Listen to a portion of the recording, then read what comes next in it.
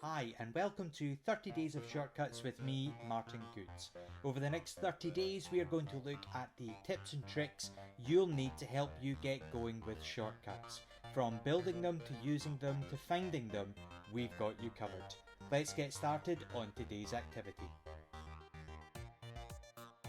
So for today's activity, we are going to look at how you can embed an image into a shortcut that can be used over and over.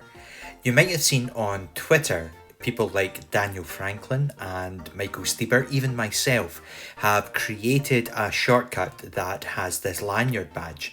And you might see that it has customized images. The one that Michael created is the Apple Store. Daniel did one for his school, and one that I did for all ADEs was a lanyard that matches the ADE Festival of Learning. Now, these shortcuts are all identical, apart from one aspect, the image that's been used. So what I'm going to show you is how you can create and encode an image that you can use over and over. So if I go into Pixelmator, you can see I have a lanyard here that I've customized with the 30 Days of Shortcuts. Now the image size is 1684 by 1684. Now you don't need to remember that, it's here. You can customize your own image. I know some people use Keynote for this, but I prefer to use an actual image editor like this because it can sometimes be a bit more accurate. I've had instances where I've exported the image from Keynote and it doesn't work. Now, when you save the image, it is in your Photos app. Now, if I wanted people to use this normally, I would have to include the image alongside the shortcut.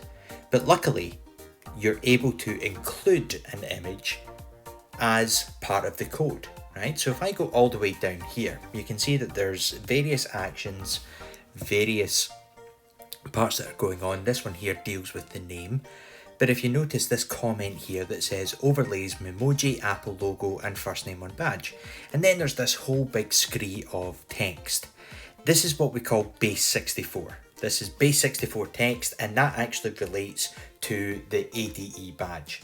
So what I'm going to do is I'm going to duplicate this, right? Whenever I'm working with a shortcut, I duplicate one that's already been sent to me. And then I have a play with that one.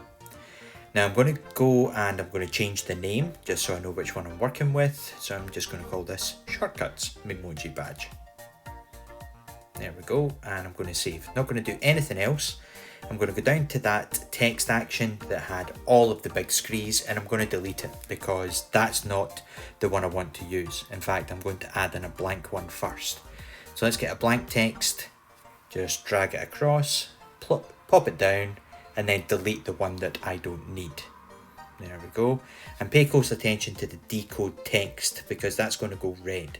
So what you have to do is you have to clear, right? So if I just undo that, you can see that the text action in the scripting action, right? The text variable in the scripting action connects to that text box that was above it. When I delete that, it doesn't know what it's going to do. So you just select a new magic variable and it's going to be that text. All right. Now anything I put in there will now work. Now you notice it says decode.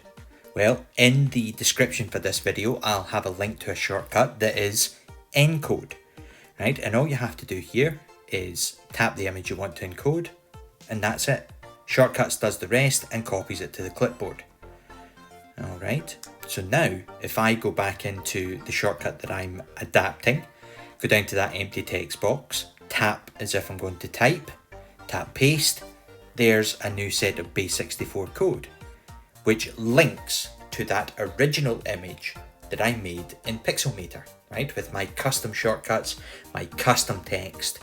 This shortcut, this whole list of actions in this shortcut now will use that base image instead of the one that Dan had or the one that Michael created, right? So now if I go into notes and do the whole bit as if I was making my Apple Store badge or my Memoji badge, go down, you can see there's a shortcuts one, tap it, it does everything. Type in my name, so you notice it's the exact same as it was before. The only difference here is I've adapted it to include my image. There we go, that's worked well. So now I've got my shortcuts lanyard as well, right? And that's all just by creating a single image. Now I can save it, I can do everything else. And that's another good thing about shortcuts, is this ability to take one that someone has already created. So in this case, it was Michael Stieber from 9to5Mac. He created a shortcut. I noticed I wanted to use that shortcut for my own purposes. The Festival of Learning badge was one that popped into my head. Daniel had the same idea, so he asked me how to do this. Simon Pyle has done the same thing, and it's all through this Base64 Encode. So once you have your image created, you can encode it, use it, modify your shortcut. Thanks for joining us. I'll see you tomorrow.